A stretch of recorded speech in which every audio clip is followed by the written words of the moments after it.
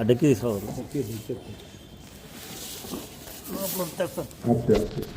చేయండి చేయండి చేయండి.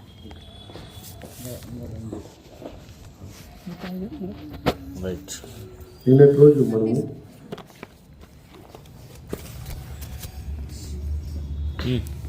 నిన్నటి రోజు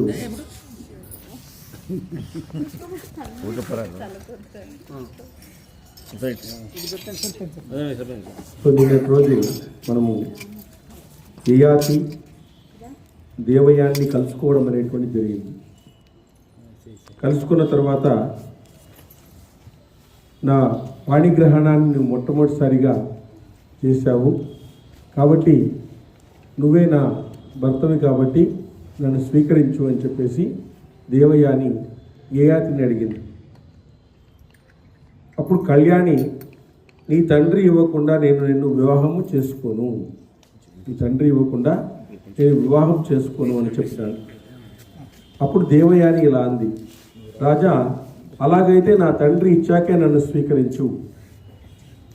నేను నిన్ను వరించాను, అడగకుండానే ఇతరులు ఇచ్చిన దాన్ని తీసుకునేవాడికి భయం లేదు కాబట్టి ఒక ముహూర్త కాలం వేచి ఉండు, మా తండ్రికి వర్తమానం పంపుతాను నేను అని చెప్పేసి ఆ విధంగా దాత్రి నువ్వు వెళ్ళి బ్రహ్మకల్పుడైన నీ తండ్రిని ఇక్కడికి తీసుకొని రా, నహుష కుమారుని స్వయంవరంలో వరించినానని చెప్పు అని అతను చెప్తున్నాడు యయాతి. అలా యయాతి అలా దేవయాని తొందరగా తన తండ్రి దగ్గరకు సందేశాన్ని పంపింది. నేను ఈ విధంగా యయాతిని పెళ్లి చేసుకుంటున్నాను అని చెప్పేసి దాత్రి అనే చెలికత్తెను అక్కడికి పంపిందనమాట. ఉన్నది ఉన్నట్లుగా అతనికి నివేదించింది. వినగానే భార్గవుడు వచ్చి రాజును చూశాడు. శుక్రాచార్యుడు రావడం చూసిన వెంటనే రాజు యయాతి శుక్రునికి నమస్కరించినాడు. శుక్రాచార్యుడు వచ్చేసినాడు అక్కడికి. కవికుమారుడు బ్రహ్మ తేజస్వి అయిన శుక్రునికి చేతులు జోడించి నమస్కరిస్తూ యయాతి నిలబడినాడు. దేవయాని ఇలా అంది, తండ్రి ఇతడు రాజు నహుషుని కుమారుడు, అరణ్యంలో నా పాణిగ్రహణం చేశాడు, నా చేతిని పట్టుకున్నాడు, నన్ను ప్రమాదవశాత్తు ఉన్నప్పుడు నా చేతిని పట్టుకుని రక్షించినాడు. నీకు నమస్కారము.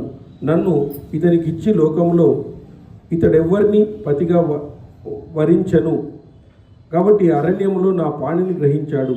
నీకు నమస్కారము. నన్ను ఇతనికి లోకంలో ఎవరిని పతిగా వరించను అని చెప్పిందన్నమాట. అంటే నన్ను ఇతనికి ఇవ్వు అని చెప్పిందనమాట.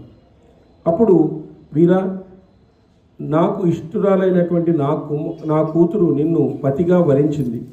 నహుషుని కుమారా, నేను ఆమెను నీకు దానము చేస్తున్నాను, నువ్వు ఆమెను పట్ట మనిషిగా స్వీకరించు అని శుక్రుడికి చెప్పినాడు. శుక్రుడు దేవయానికి యయాతికి చెప్పినాడు.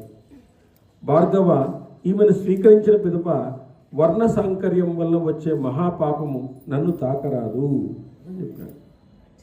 ఏమైనా వర్ణ సంకరం జరిగిందనుకోండి, అది ఆ పాపము నాకు తాకరాదు అని చెప్పడం జరిగింది.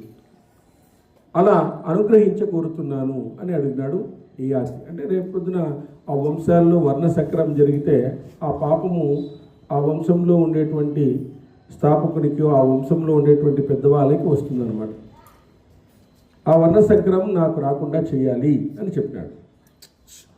నిన్ను ఆ ధర్మం నుంచి విముక్తి చేస్తున్నాను, నీకు ఇష్టమైన వరాన్ని కోరుకో, ఈ వివాహ విషయంలో నీకు దుఃఖం కలగదు, నీకు కలిగే పాపాన్ని నేను పోగొడతాను, నీకు కలిగేటువంటి ఏ పాపానైనా కూడా నేను పోగొడతాను, కాబట్టి నువ్వు నిర్భ్యంతరంగా వివాహం చేసుకో. సుందరి అయిన దేవయాన్ని ధర్మ ప్రకారంగా భార్యను స్వీకరించు, ఈమెతో కలిసి మంచి ఆనందాన్ని అనుభవించు. ఈ నహుషుని కూతురు శర్మిష్ఠ కూడా కన్యయే. ఈ వృషపర్వుని కూతురుంది, ఈమె దాసిగా ఈమె దగ్గర ఉంది. శర్మిష్ఠ కూడా కన్యయే. రాజా, నువ్వు ఈమెను కూడా గౌరవించాలి, అంతేగాని శయనం మీదికి ఎల్లప్పుడూ ఆహ్వానించరాదు. మళ్ళీ శయనం మీదికి ఎప్పుడూ ఆహ్వానించరాదు. ఈమెతో రహస్యంగా పిలిచి మాట్లాడడము, తాకడము చేయకూడదు. ఆమెతో ఇంకా శర్మిష్ఠ అనేటువంటి ఇవి ఉంది కదా, ఆమెతో నువ్వు తాకకూడదు, రహస్యంగా మాట్లాడకూడదు. నీ కోరికను అనుసరించి నీ భార్యను నువ్వు వహించు, నీకు మంగళమవుతుంది అని చెప్పినాడు అనమాట. అంటే అప్పుడు వైశంపాయనుడు ఇలా అన్నాడు. ఇలా చెప్పాక యయాతి శుక్రునికి ప్రదక్షిణం చేసి శాస్త్రోక్త ప్రకారంగా వివాహ శుభకార్యాన్ని ఆచరించినాడు, వివాహాన్ని చేసుకున్నాడు. శుక్రుని నుంచి గొప్ప ధనాన్ని పొంది 2000 కన్యకలతోనున్న శర్మిష్ఠతో పాటు దేవయాన్ని స్వీకరించినాడంట. అంటే అంతఃపురంలో ఉండే వాళ్ళందరూ ఆమె వెంట వస్తూ ఉంటారు అన్నమాట. రాక్షసులు శుక్రాచార్యులు అతన్ని పూజించినారు. అనంతరం ఆనందంతో మహారాజు శుక్రుని అనుమతి తీసుకుని తన నగరానికి అతను వెళ్ళిపోయినాడు అనమాట. సో ఈ విధంగా మనకు 81వ అధ్యాయం ముగిసింది. వైశంపాయనుడు ఇలా అన్నాడు. యయాతి మహేంద్రపురంలా అమరావతిలా వెలుగొందుతున్న తన పురానికి వెళ్ళాడు. దేవయాన్ని అంతఃపురంలోకి ప్రవేశపెట్టాడు, తన అంతఃపురంలోకి తీసుకుని వెళ్ళాడు. దేవయాని అనుమతితో వృషపర్వుని కూతురైన శర్మిష్ఠను అశోకవనానికి దగ్గరగా ఇంటిని నిర్మించి అందులో ఉంచినాడు. వేరే ఇంటినే నిర్మించినాడు ఈమె కోసము, ఆమెను దూరంగా ఉంచినాడు. దాసీ సహస్రముతో ఉన్న వృషపర్వుని కూతురైన శర్మిష్ఠకు వస్త్రాలు అన్నపానాలు ఇచ్చి గౌరవించినాడు. ఆమె దాసి కాబట్టి ఆమెకి ఏమి ఇవ్వాలో అదంతా కూడా ఇచ్చినాడు. దేవయాని శర్మిష్ఠతో పాటు మనోహరమైన అశోకవనంలో ఆటలాడి ఆమెనక్కడే వదిలిపెట్టి రాజుతో పాటు ఇంటికి వెళ్ళింది. ఇలా ప్రీతితో చాలా కాలము ఆనందించింది. నకుచుడి కుమారుడైన యయాతి రాజు దేవయానితో కలిసి అనేక సంవత్సరాలు దేవతల వలె ఆనందంగా సుఖంగా విహరించినాడు. ఋతుకాలం ప్రాప్తించిన వెంటనే దేవయాని గర్భం దాల్చింది. ఆమె గర్భాన్ని దాల్చింది. మొదటి కుమారుణ్ణి కన్నది. 1000 సంవత్సరాలు గడవగా వృషపర్వుని కూతురు శర్మిష్ఠ కూడా యవ్వనంలోకి వచ్చింది. ఆమె కూడా యవ్వనంలోకి వచ్చింది. 1000 సంవత్సరాలు గడవగా వృషపర్వుని కూతురు శర్మిష్ఠ యవ్వనంలోకి పొందింది. వృషకాలం వచ్చి ఆమె ఇలా ఆలోచించింది. ఆమె కూడా ఒక కన్య నుంచి యవ్వనంలోకి వచ్చింది. ఆమె ఇలా ఆలోచించింది అనమాట. శర్మిష్ఠ స్నానం చేసి పరిశుభ్రంగా ఉన్న ఆభరణాలన్నీ అలంకరించుకొని వికసించిన పూల గుత్తలతో ఉన్న అశోక వృక్షం కొమ్మను పట్టుకుని తన ముఖాన్ని అద్దంలో చూసుకుంది.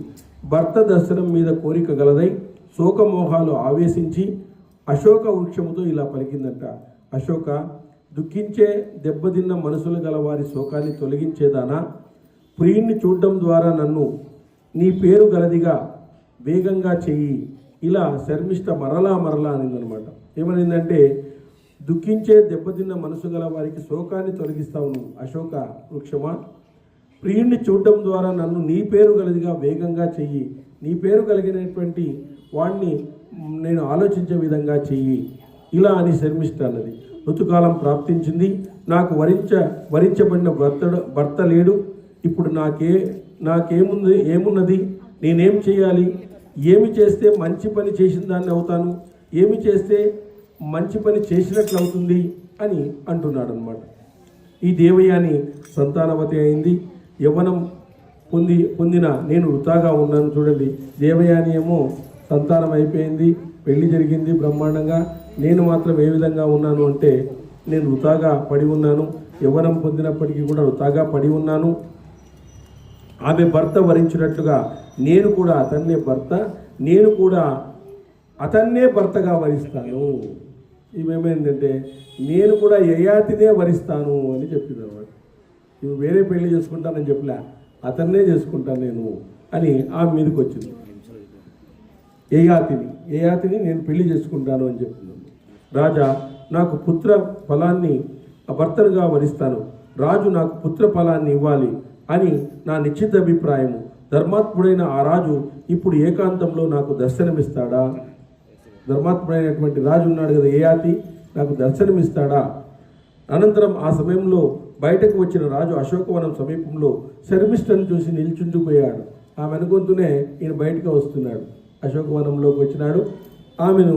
ఆ శర్మిష్ఠను చూసి నిల్చుండిపోయినాడంట. చుండిపోయి అందమైన చిరునవ్వు గల శర్మిష్ఠ ఏకాంతంగా ఒంటరిగా ఉన్న అతన్ని సమీపించి చేతులు జోడించి రాజుతో ఇలా అంది. శర్మిష్ఠ అంది, నహుషపుత్ర రాజా, చంద్రుడు, ఇంద్రుడు, విష్ణువు, యముడు, వరుణుడు నీతో సమానులు. పొగుడుతాంది అప్పుడే. ఎవరు? నీ యయాతిని పొగుడుతాంది. ఏమని అంటే, చంద్రుడు, ఇంద్రుడు, విష్ణువు, యముడు, వరుణుడు నీతో సమానులు. నీ ఇంట్లో ఉన్న స్త్రీని ఎవడూ చూడలేడు. నరాధిప, నా రూపము వంశము నడవడి ఎల్లప్పుడూ నీకెరుగుదు. అటువంటి నేను నిన్ను యాచిస్తున్నాను. నన్ను అనుగ్రహించి నా ఋతుకాలాన్ని సార్థకం చెయ్యి అని అప్పుడే మొదలైంది ఆమెలో. అప్పుడు యయాతి ఇలా అన్నాడు, శీల సంపద వలన ప్రశంసించదగిన దైత్య కన్యవని నిన్ను నేను ఎరుగుదను. నీ రూపంలో సూది మునయంత కూడా దోషము లేదు. కవికుమారుడు శుక్రుడు నేను దేవయాని వివాహం చేసుకునేటప్పుడు నీ గురించి ఈమెను శయనానికి ఆహ్వానించకూడదు, రహస్యంగా తాకకూడదు, రహస్యంగా మాట్లాడకూడదు అని నియమాన్ని పెట్టాడు. శర్మిష్ఠాలంది పరిహాసంగా మాట్లాడింది. అసత్యమైన అది హానికరం కాదు రాజా. స్త్రీల విషయంలో, వివాహ విషయంలో, ప్రాణాపాయ సమయంలో సర్వము కోల్పోయినప్పుడు ఈ 5 సమయాల్లో అసత్యాలు పాపాన్ని కలిగించవు అని చెప్పి ఈమె వేదాంత ధోరణిలో చెప్తాను. స్త్రీల విషయంలో, వివాహ సమయంలో, ప్రాణాపాయ సమయంలో సర్వస్వము కోల్పోయినప్పుడు ఈ 5 సమయాల్లో అసత్యాలు పాపాన్ని కలిగించవు అని ఆమె ధర్మ సూక్ష్మాన్ని చెప్తాందనమాట. అంటే ఇప్పుడు వివాహ సమయంలో సపోజ్ భార్య చనిపోయింది అనుకో, వివాహ మంటపంలోనే ఇంకొకరి నుంచి వివాహం చేసేయచ్చు అట్లా. ఆ విధంగా ప్రాణాపాయ సమయంలో సర్వం కోల్పోయినప్పుడు, నెక్స్ట్ స్త్రీల విషయంలో ఈ అసత్యాలు పాపాన్ని కలిగించవు అని చెప్పింది. నరేంద్ర, నిర్దోషిని రక్షించవలసి వచ్చినప్పుడు సాక్ష్యం అడిగితే అసత్యం చెప్పిన వానిని పతితుడని చెప్పడం యుక్తం కాదు. కానీ తన ప్రాణము ఇతరుల ప్రాణము ఒక్కదాన్నే రక్షించినప్పుడు తన ప్రాణం కోసం అసత్యం చెప్పిన వానికి అసత్యము హింసిస్తుంది అని చెప్పినాడు. అంటే నిర్దోషిని రక్షించేటప్పుడు సాక్ష్యం అడిగితే అసత్యం చెప్పిన వాడిని పతితుడు అని చెప్పడం యుక్తం కాదు. అంటే నువ్వు సాక్ష్యం అడిగినావు కాబట్టి వాడు ఏం చెప్పినా అది సత్యం అనుకోవాల్సిందే, నువ్వు వాడిని నిందించకూడదు నువ్వు. కానీ తన ప్రాణమో ఇతరుల ప్రాణమో ఒక్కదాన్నే రక్షించవలసి వచ్చినప్పుడు తన ప్రాణం కోసం అసత్యం చెప్పిన వానికి అసత్యము హింసిస్తుంది అని చెప్పినాడు అనమాట. అంటే ఇతరుల కోసము కానీ తన ప్రాణమో ఇతరుని ప్రాణము ఒక్కదాన్నే రక్షించవలసి వచ్చినప్పుడు తన ప్రాణం కోసం అసత్యం చెప్పిన వానికి అసత్యం అనేటువంటిది హింసిస్తుంది అని చెప్పినాడు. యయాతి ఇలా అన్నాడు, ప్రాణులన్నిటికీ రాజే ప్రమాణం. అతడు అసత్యం పలికితే నశిస్తాడు. కార్య సంకటం ఏర్పడినా సరే నేను అసత్యం ఆడడానికి ఇష్టపడను. అసత్యం ఆడడానికి ఇష్టపడను.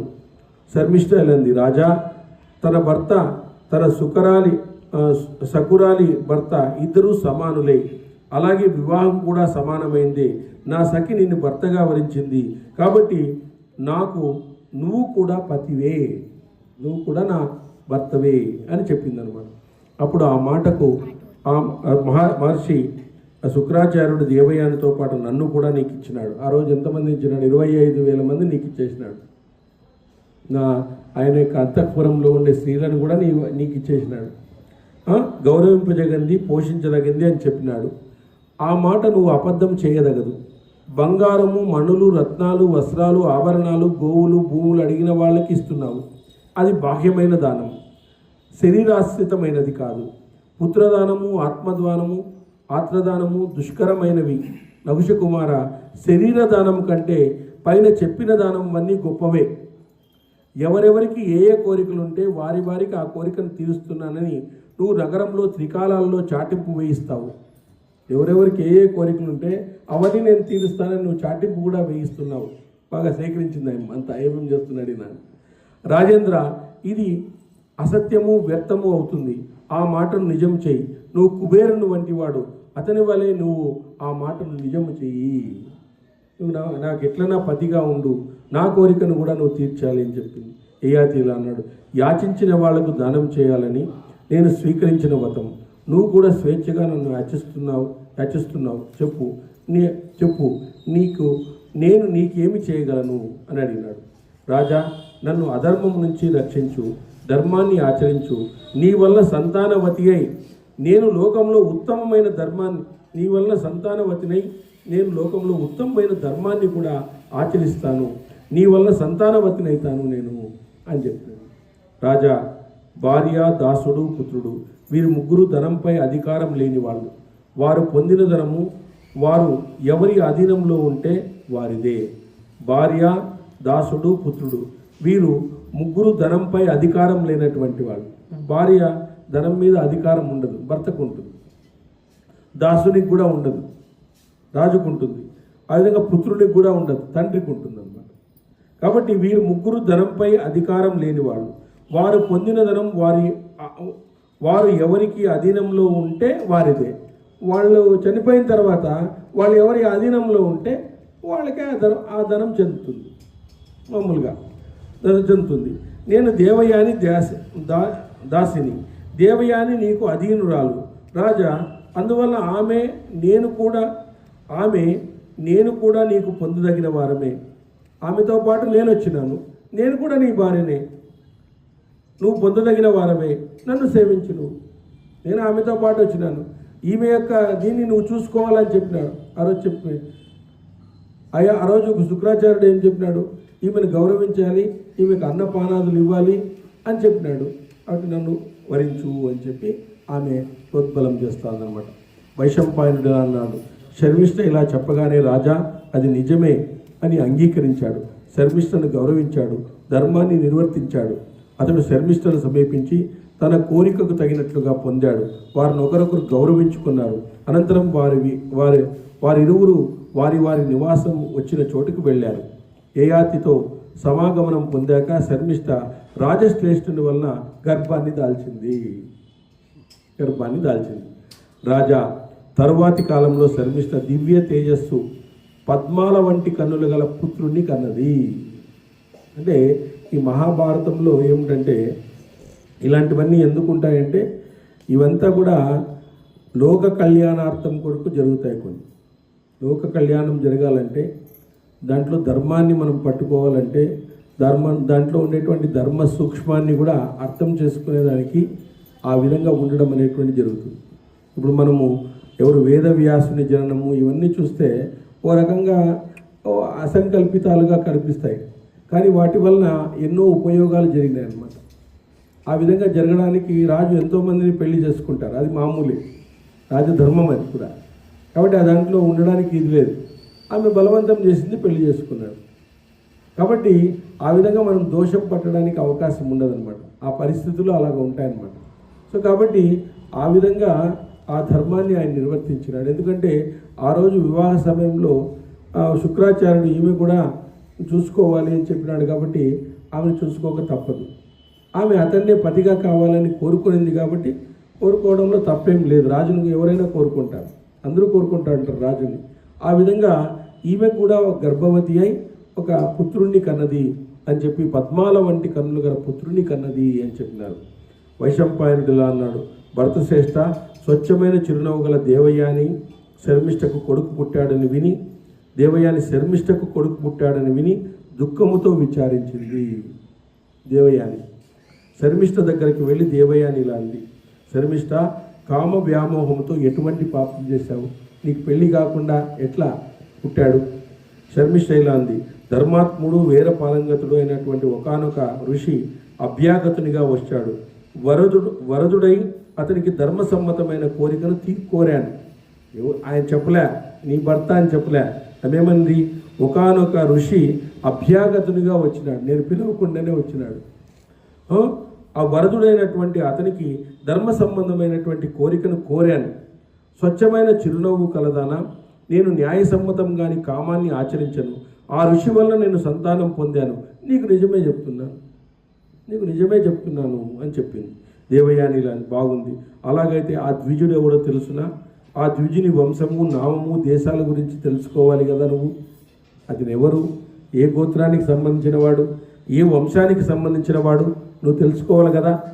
శర్మిష్ఠలని తపస్సు చేత తేజస్సు చేత సూర్యునిలా ప్రకాశిస్తున్న అతన్ని చూసిన నాకు అడగడానికి శక్తి లేకుండా పోయింది. అతను అలాగున్నాడు. ఎంత ఇదిగా ఉన్నాడంటే తపస్సు చేత తేజస్సు చేత సూర్యునిలాగా ప్రకాశిస్తూ అతన్ని చూసిన నాకు అడగడానికి శక్తి కావడం లేదు. దేవయాని శర్మిష్ఠ పెద్దవాడు శ్రేష్ఠుడు అయినటువంటి ద్విజుని వలన నువ్వు సంతానాన్ని పొందినట్లయితే నాకు కోపం లేదు. వారొకరితో ఒకరు ఇలా మాట్లాడుకొని పరస్పరం నవ్వుకున్నారు. దేవయాని శర్మిష్ఠ చెప్పింది నిజమని భావించి తన నివాసానికి వెళ్ళింది. ఈమె తిక్కాయమ్మ బాగా వెళ్ళిపోయింది. ఏమని తెలియదు ఆమె.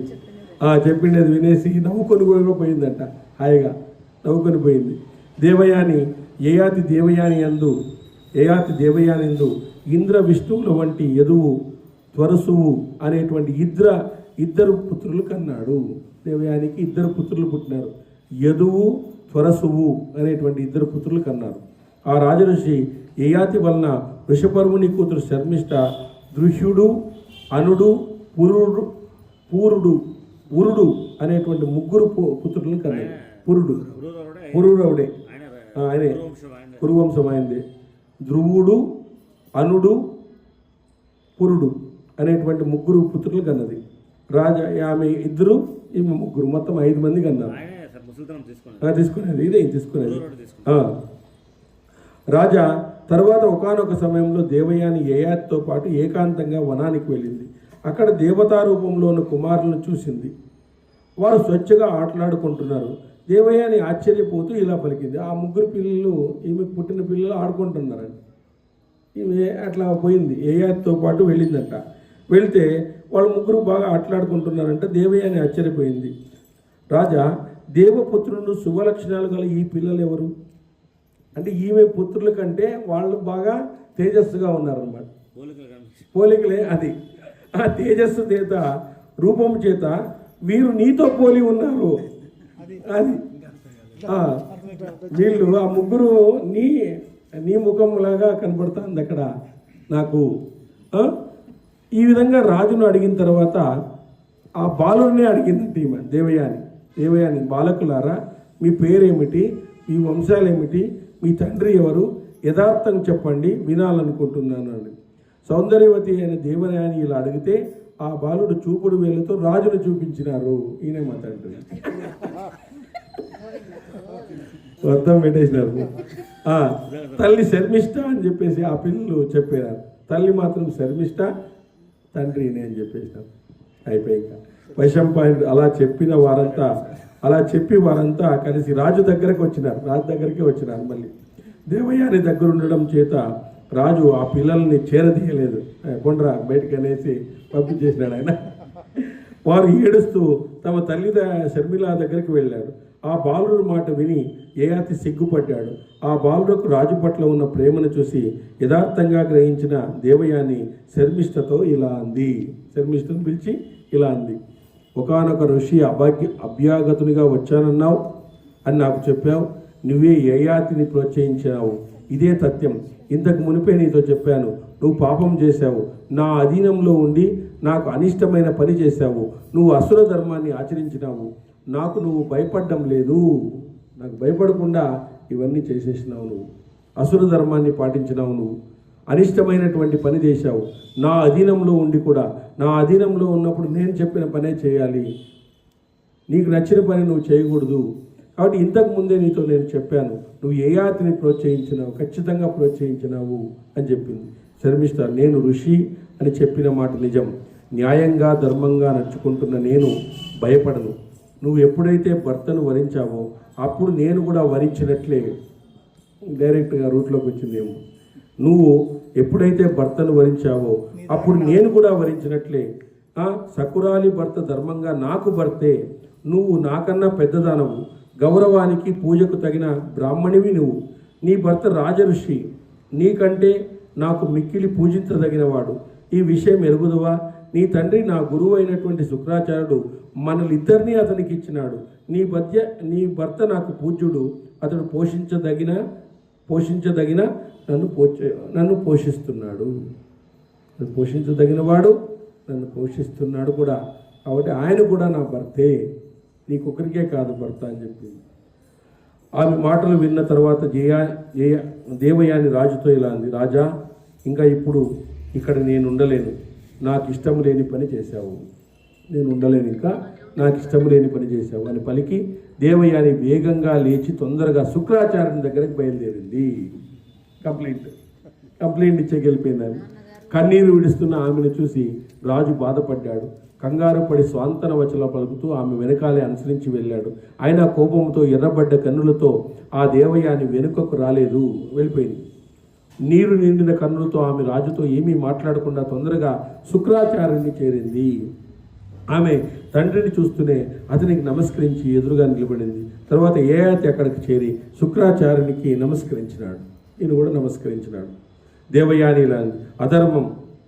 అధర్మం ధర్మాన్ని జయించింది, కింద మీదులుగా జరిగింది. నీచమైన ఉన్నతికి నీచమైన ఉన్నతి ఉన్నతమైన నీచానికి వెళ్ళింది. ఆ వృషపర్వుని కూతురు శమిష్ట నన్ను అతిక్రమించి ప్రవర్తించింది అని శుక్రాచార్యుని కంప్లైంట్ చేసింది. ఈ యయాతి రాజు ఆమె యందు 3 పుత్రుల్ని కన్నాడు. తండ్రి, దౌర్భాగ్యవతి అయిన నాకు 2 పుత్రులు, నేను నీకు నిజమే చెప్తున్నాను. అక్కడైతే 3 పుత్రులు కన్నాడు, నాకు 2 పుత్రులు కలిగినారు. భృగువంశశ్రేష్ఠ, ఈ రాజు ధర్మజ్ఞుడని ఖ్యాతి పొందాడు, కానీ తన మర్యాదను అతిక్రమించాడు. అందువల్ల నీకు నేను చెబుతున్నాను అని శుక్రాచార్యుని కంప్లైంట్ ఇచ్చింది. మహారాజా, ధర్మజ్ఞుడు అయి కూడా అధర్మాన్ని ప్రియంగా భావించి ఆచరించావు. అందువల్ల జయింపశక్యంగాని ముసలితనం శీఘ్రంగా నిన్ను పీడిస్తుంది. శాపం పెట్టేస్తున్నాడు. అధర్మాన్ని ప్రియంగా భావించి అనుసరించ. చూడండి, అంటే మనం అధర్మాన్ని అనుసరిస్తే ఇట్లాంటి పరిణామాలు ఏర్పడతాయి అని చెప్పడానికి భారతం మనకు చెప్తుంది అన్నమాట. తొందరగా ముసలితనం రావడము, ముసలితనంలో కోరికలు ఎక్కువ కావడము, అవి అనిష్టాలకు దారి తీయడము, ఇవన్నీ కూడా జరుగుతాయి. అనర్థం ఈ విధంగా వస్తుంది అని చెప్పడానికి ఇక్కడ పాత్రలను వాళ్ళు ఇది చేసింది, ప్రచారం చేసేటువంటి వాళ్ళు. ఈ విధంగా చూడండి, మనం చేసేటువంటి అధర్మము అంత ఇది ఉంటుంది అన్నమాట. ఒకసారి మనము రామాయణము సీరియల్ వచ్చేటప్పుడు సుప్రీంకోర్టు ఆశ్చర్యపోయిందంట ఒకరోజు. ఆ రామాయణంలో భరతుని శ్రీరాముని మాటలు వినేటువంటి సీన్ వచ్చిన తర్వాత 2 వారాలకి 2 లక్షల కేసులు వెనక్కి తీసుకునేసినారంట. ఆ 2 సంభాషణ విన్నప్పుడు అన్నదమ్ములు కొట్లాడుకుని కేసులు వేసుకున్నారంట. ఆ 2 సంభాషణ వినిన తర్వాత 2 లక్షల కేసులు వెనక్కి వెళ్ళిపోయినాయంట. మేము కోర్టుకు రాము, ఇంకా వచ్చేసేయండి, మేము కాంప్రమైజ్ అయిపోయినాము. కానీ ఒక రామాయణము అంత ఇంపాక్ట్ కలిగించింది, ఒక దృశ్యం వచ్చింది అంతే. నార్త్ ఇండియాలో జరిగిందంట. అట్లా చూడండి, ఇట్లా భారతము, రామాయణము ఇవన్నీ చేయడం వలన చాలా మార్పులు వస్తాయి. మనకు అనుకుంటాం అంతేగాని చాలా మార్పులు రావడం అనేటువంటి జరుగుతుంది అనమాట. ఎందుకంటే ఇప్పుడు చూడండి, నీళ్లు పోయి తీర్థంగా మారుతున్నాయి, బియ్యం పోయి అక్షింతలుగా మారుతున్నాయి, పళ్ళు పోయి ప్రసాదంగా మారుతున్నాయి. మనం పోయి ఏమవుతున్నాం లెక్కేసుకోండి, ఏం కావడం లేదు.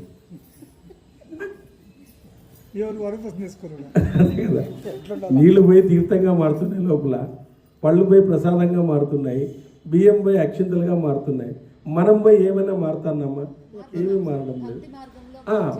భక్తి మార్గంలో వస్తే మంచిదే. వాటి సహజ గుణం వల్ల అవి అలా మారినాయి. మనం సత్యధర్మాలతో వెళ్తే మనం అది మన సహజ గుణం అదే కదా. భగవంతుని యొక్క మన యొక్క సహజ ధర్మం ఏమి, మన యొక్క ధర్మం కూడా అదే. మన సహజంగా మనము ఆ సత్యధర్మాలను తెలుసుకోవాలని ఈ జన్మ ఇచ్చిండదు మనకి. సత్యధర్మాలను తెలుసుకొని మనము సమాజానికి ఉపయోగపడాలని చెప్పేసి ఇచ్చిండేది మనకి. అంతేగాని ఈ విధంగా అధర్మం చేయమని చెప్పేసి కలియుగంలో అనేకమైనటువంటి ఆక్రోశాలు అఘోరాలు చేయమని చెప్పేసి చెప్పమని మనకి ఎక్కడ శాస్త్రాలు చెప్పలేదు. కాబట్టి మనము మారడం లేదు. గుడిలోకి వెళ్తున్నాం కానీ మనలో మార్పు అనేటువంటిది రావడం లేదు. ఎన్ని గుడ్లు కట్టినా అంతే. ఈరోజు గుడ్లే ఎక్కువ ఉన్నాయి, అంతా మనమే తెచ్చినాం మరి. కాబట్టి అవన్నీ మారుతున్నప్పుడు మనం ఎందుకు మారకూడదు అనేటువంటి చిన్న ప్రశ్న మనకు ఉదయిస్తుంది. ఇప్పుడు గుడిలోకి వచ్చినటువంటి వాడు గుడిలో ఉండేటువంటి దేవుడు, గుండెల్లో ఉండే దేవుడు ఒకటే అనుకున్నాడు అనుకో, అది చాలా మంచిదన్నమాట. వాడు గుడికే రావాల్సిన అవసరం లేదు, ఒక రకంగా చెప్పాలంటే. అందుకే వివేకానందుడు అంటాడు, 65 ఏళ్ళ తర్వాత గుడికే రావద్దండి మీరు. 60 ఏళ్ళ వాడు గుడికి వస్తే దోషమంట, 20 ఏళ్ళ వాడు గుడికి రాకపోతే దోషమంట. 60 ఏండ్లలో వస్తున్నారు పాపము, 20 ఏండ్లలో రావడం లేదు, రివర్స్ అయిపోయింది. కాబట్టి అట్లంటే ఉద్దేశం అంటే 60 ఏళ్ళు వచ్చిన ప్రయోజనం లేదు. ఎందుకంటే వాళ్ళు 65 ఏళ్ళు వచ్చి మారింటాడు అని అర్థం అనమాట. కాదు సార్, 60 ఏళ్ళు వచ్చిన ప్రయోజనం అట్లా కదా, 65 ఏళ్ళు వాడు గుడికి వచ్చింటాడు, ఇంక మారింటాడు కాబట్టి భగవంతుని తెలుసుకుంటాడు కాబట్టి వాడు రావాల్సిన అవసరం లేదు. అది కూడా ఉండొచ్చు. అది ఒకటి. ఇంకోటి 60 ఏళ్ళు దాటిన వాడు వచ్చిన ప్రయోజనం లేదు, 20 ఏళ్ళు రాకపోతే ప్రయోజనం లేదు. అదే కదా. కాబట్టి ఇక్కడ అందువల్ల జయింప సఖ్యంగాని ముసలితనము శీఘ్రంగా నిన్ను పీడిస్తుంది. ఏయాతిన పూజ్యుడా దానవరాజా, కూతురు ఏకాగ్రమైన మనసుతో నన్ను ఋతుదానాన్ని యాచించింది. అది ధర్మసమ్మతమని నేను ఆ పని చేశాను. ఋతువును యాచించిన స్త్రీకి పురుషుడు ఋతుదానం చేయకుండా పోతే భ్రూణహత్య చేసినని వేదవేత్తలు చెబుతున్నారు. బ్రాహ్మణ శ్రేష్ఠ, ఏకాంతంలో తన కోరికను యాచించిన పొందదగిన స్త్రీని ఆ పురుషుడు పొందకపోతే అతడు భ్రూణహత్య చేసినవాడు అని పండితులు చెబుతున్నారు. ఎవరు ఏది అడిగితే అది ఇవ్వాలనేది నా ధర్మం, నా వ్రతం కూడా. ఆమెను కూడా నువ్వే ఇచ్చావు. ఆమె వేరొకరిని నాతుడుగా ఇష్టపడడం లేదు. ఆమె వేరొకరిగా నాతుడిగా ఇష్టపడి నేను ఆ పని చేసింటే అది అధర్మం అవుతుంది. బ్రాహ్మణ శ్రేష్ఠ, ఇదంతా ఆలోచించి ఇది ధర్మమని భావించి నేను ఆ పని చేశాను, నన్ను క్షమించు. పై కారణాలను సమీక్షించి అధర్మం వలన భయంతో శర్మిష్టను నేను పొందాను. నేను వివాహబద్ధంగానే ఆమె యొక్క కోరికను తీర్చినాను, వివాహం చేసుకునే తీర్చినాను. అందులో నా అధర్మం అంటూ ఏమీ లేదు. ఆమెను నాతో నీ కూతురుతో పాటు నాకు ఇచ్చినావు, ఈమెను కూడా చూడమని చెప్పినావు నువ్వు అని చెప్పింది. అప్పుడు శుక్రుడు, పార్థివ, నువ్వు నా అధీనంలో ఉన్నావు, నువ్వు నా ఆజ్ఞ కొరకు ప్రతీక్షించాలి. నహుష, ధర్మ విషయంలో అసత్యమైన ఆచరణ చేసేవాడు దొంగతనం వల్ల కలిగేటువంటి ఫలితాన్ని పొందుతాడు. ధర్మ విషయంలో అసత్యమైన ఆచరణ చేసేవాడు అంటే ధర్మ విషయంలో నువ్వు ఇది అధర్మమైన ఇది ధర్మమే అని అంటావే నువ్వు, అప్పుడు వాడు దొంగతనం వల్ల కలిగేటువంటి ఫలితం, దొంగతనం చేస్తే ఏ పాపం వస్తుందో వానికి ఆ పాపం వస్తుంది. కాబట్టి కోపించిన శుక్రుడు అప్పుడు యయాతిని శపించినాడు. అందువల్ల యయాతి తన యవ్వనాన్ని విడిచి ముసలితనాన్ని పొందాడు, ముసలితనంగా మార్చేసినాడు, ముసలివాడిగా మార్చేసినాడు యయాతిని. సో యయాతి అన్నాడు, భృగువంశిష్ట, యవ్వనంలో దేవయానందు నేను ఇంకా ఆమె యవ్వనంలో ఉంది, బ్రాహ్మణోత్తమ నన్ను అనుగ్రహించు, ఈ ముసలితనం నాలో ప్రవేశించకుండా చెయ్యి. ఆమె యవ్వనంలో ఉంది, నేను ముసలితనంలో ఉన్నాను, కాబట్టి నాకు యవ్వనం తీసేయొద్దు, ముసలితనం రాకుండా చెయ్యి అని ప్రాధేయపడినాడంట. శుక్రుడిలా అన్నాడు, నా మాట అసత్యం కాదు రాజా, నువ్వు ముసలితనాన్ని పొందుతున్నావు, కోరుకున్నట్లయితే ఈ ముసలితనాన్ని నువ్వు వేరొకరికి సంక్రమింపజేయవచ్చు. ఒకవేళ నువ్వు ఈ ముసలితనము వద్దు అనుకుంటే ఈ ముసలితనం ఎవరైనా తీసుకొని వాళ్ళ యొక్క యవ్వనాన్ని నువ్వు తీసుకోవచ్చు. అట్లా ఆప్షన్ అయితే ఉంది. మా శాపానికి తిరుగులేదు, శాప విమోచనం చెప్పినాను, దీనికైతే ఇంక తిరుగులేదు అని చెప్పినాడు. నువ్వు అనుమతించే నువ్వు ముసలితనాన్ని నువ్వు వేరొకరిలో సంక్రమింపజేయవచ్చు, వాళ్ళ యొక్క యవ్వనాన్ని నువ్వు తీసుకోవచ్చు. ఆప్షన్ అయితే ఇదో ఉంది. శాపం ఇస్తే ఇంకా దానికి రివర్స్ అనేటువంటిది ఉండదు. యయాతి బ్రాహ్మణోత్తమ, నాకు తన వయసునిచ్చిన పుత్రుణ్ణి, రాజ్యాన్ని, పుణ్యాన్ని, కీర్తిని పొందేవాడు కావాలి, నువ్వు అనుమతించగోరుతున్నాను. నాకు తన వయసునిచ్చిన పుత్రుణ్ణి, రాజ్యాన్ని, పుణ్యాన్ని, కీర్తిని పొందేవాడు కావాలి, అది కూడా నువ్వే అనుగ్రహించు. ఎవరట్లా వాళ్ళు దొరుకుతారు నాకు? నా ముసలితనాన్ని తీసుకొని యవ్వనాన్ని ఇచ్చేటువంటి వాళ్ళు ఎవరైనా నాకు ఇది చేస్తారా? అప్పుడు నక్షోత్తమ, నన్ను ధ్యానించడం ద్వారా నువ్వు స్వేచ్ఛగా ముసలితనాన్ని ఇతరులకు సంక్రమింపజేయగలవు, పాపాన్ని పొందవు. నీకు తన యవ్వనం దానం చేసిన పుత్రుడు రాజ్యానికి రాజైతాడు, ఆయుష్మంతుడు, కీర్తిమంతుడు, బహు సంతానవంతుడైతాడు. అతను బహు సంతానవంతుడు కూడా అవుతాడు. నీకు ఎవరైతే ఆయుష్ను దానం చేస్తారో వాళ్ళు సంతానవంతులైతారు. నువ్వు స్వేచ్ఛగా ముసలితనాన్ని ఇతరులకు ఎప్పుడైనా సంక్రమింపజేయవచ్చు. అలా దానం చేసినటువంటి పుత్రుడు నీ రాజ్యానికి రాజైతాడు, ఆయుష్మంతుడైతాడు, కీర్తిమంతుడైతాడు, బహు సంతానవంతుడైతాడు అని చెప్పేసి ఆ విధంగా ముసలితనము శాపాన్నిగా ఇచ్చి ఆ ముసలితనాన్ని ఎలా పోగొట్టుకోవాలో చెప్పేటువంటి అద్భుతమైనటువంటి వృత్తాంతము భారతంలో ఈరోజు మనం తెలుసుకున్నాం. హరి ఓం స్వస్తి గోవింద.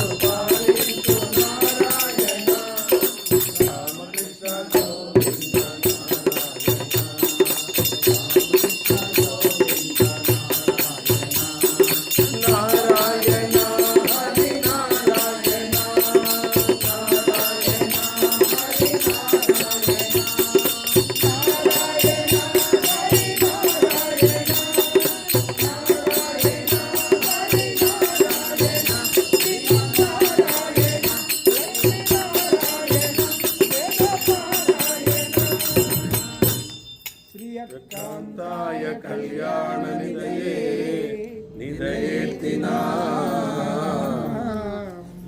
శ్రీ వెంకట నివాసాయ శ్రీనివాసాయ మంగళం నిత్యాయ నిరవధ్యాయ సత్యానంద చిదాత్మనే సర్వాంతరాత్మనే శ్రీమద్ వెంకటేశాయ మంగళం